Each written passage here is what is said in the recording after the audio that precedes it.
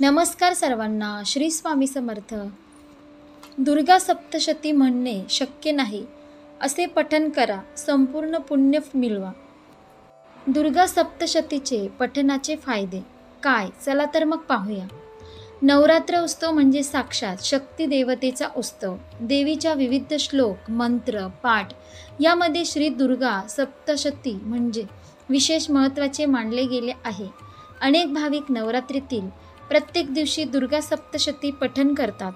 नवरात्रात दुर्गा सप्तशती पठण करणे विशेष शुभ पुण्यफलदायक मानले गेले आहे.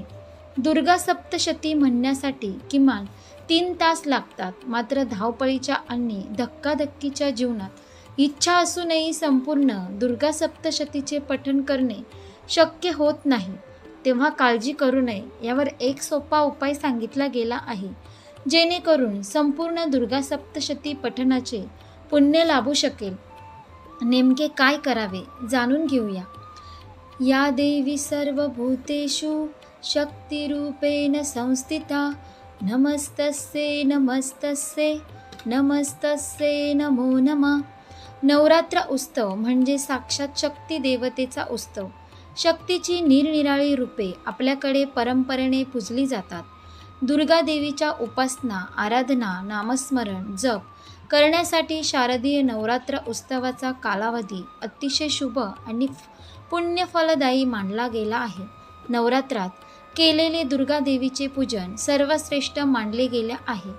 नवरात्राच्या संपूर्ण 9 दिवसात नवदुर्गेच्या 9 रूपांचे पूजन केले जाते. अनेक ठिकाणी आपापले कुलाचार, कुलधर्म, प्रथा, पद्धती, परंपरा यानुसार विशेष व्रताचरण केले जाते. देशभरात नवरात्र उत्सवाची मोठी धूम असते.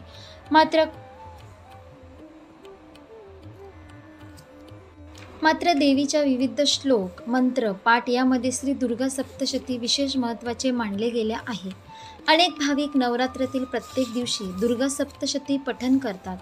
नवरात्रात दुर्गा सप्तशती पठण करणे विशेष शुभ पुण्यफलदायक मानले गेले आहे. दुर्गा सप्तशती म्हणण्यासाठी किमान 3 तास लागतात. मात्र धावपळीच्या आणि धक्काधक्कीच्या जीवनात इच्छा असूनही संपूर्ण दुर्गा सप्तशतीचे पठण करणे शक्य होत नाही, तेव्हा काळजी करू नका. यावर एक सोपा उपाय सांगितला गेला आहे, जेणेकरून संपूर्ण दुर्गा सप्तशती पठणाचे पुण्य लाभू शकेल. नेमके काय करावे जाणून घेऊया. दुर्गा सप्तशती देवीचे चरित्र वर्णन करणारा ग्रंथ आहे. या ग्रंथात 13 अध्याय असून तो 3 भागात विभागण्यात आला आहे. दुर्गा सप्तशतीमधील प्रत्येक अध्यायात भगवती देवीचा महिमा, महती, महात्म्य आणि देवीच्या स्वरूपाविषयी वर्णन करण्यात आले आहे. दुर्गा सप्तशतीच्या पहिल्या भागात मधु, कटंब, वधकथा, मध्यक्रमात महिषासूर संहार आणि उत्तरार्धात शुंभ निशुंभ वध, तसेच देवीकडून सुरत आणि वैश्य यांना देण्यात आलेल्या वरदानाविषयी विस्तृत माहिती देण्यात आली आहे. दुर्गा सप्तशतीचे पुण्य कसे मिळेल? आजच्या काळातील धावपळ आणि धक्काधक्कीच्या जीवनात संपूर्ण दुर्गा सप्तशतीचे पठण करणे शक्य होत नाही. मात्र यावर एक सोपा उपाय असून कमी वेळामध्ये दुर्गा सप्तशतीचे पूर्ण पुण्य मिळू शकते. सर्वप्रथम कवच, किलक व अर्गला श्रोत म्हणावे. यानंतर कुंजिका श्रोताचे पठण करावे.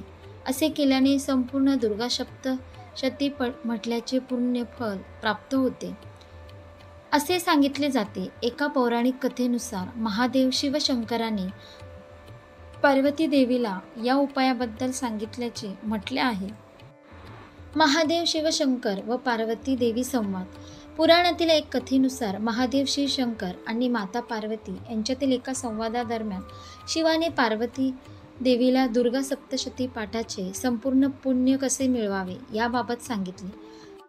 कुंजिका श्रोत पठण केल्यास दुर्गा सप्तशतीचे पुण्य प्राप्त होऊ शकते. मात्र कुंजिका श्रोताच्या सिद्ध मंत्राचा वापर कधीही कुणाचे अहित करण्यासाठी करू नये, अन्यथा त्या व्यक्तीचे नुकसान होते. कुंजिका श्रोतासह कवच, किलक व अर्घला श्रोत म्हणावे. मात्र नेमून दिलेल्या क्रमानेच पठण व्हावे असे सांगितले जाते. दुर्गा सप्तशती पठणाचे फायदे काय हे आपण पाहणार आहोत.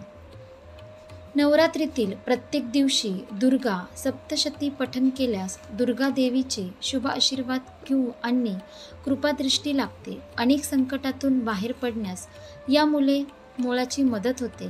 दुर्गा सप्तशतीमधील अध्याय पठणाचे विविध लाभ मिळतात. तसेच भक्ताच्या सर्व मनोकामना पूर्ण होऊ शकतात असे सांगितले जाते. दुर्गा सप्तशती पठणानंतर दान करणे आवश्यक असल्याचे सांगितले जाते. यथाशक्ती आणि यथासंभव दान करावे. असे केल्याने प्रत्येक कठीण टप्प्यावर देवीचे शुभ आशीर्वाद कृपा पाठिंबा मिळतो अशी लोकमान्यता असल्याचे सांगितले जाते. अशा प्रकारे आज आपण पाहिलं दुर्गा सप्तशती म्हणणे शक्य नसेल तर असे पठण करावे, संपूर्ण पुण्य मिळते. दुर्गा सप्ती पठणाचे फायदे पाहिले. आशा करते तुम्हाला ही व्हिडिओ नक्की आवडली असेल तर लाईक करा, शेअर करा आणि आपल्या चॅनलला सबस्क्राईब करा. भेटू एका पुढच्या नवीन व्हिडिओमध्ये. धन्यवाद. श्री स्वामी समर्थ.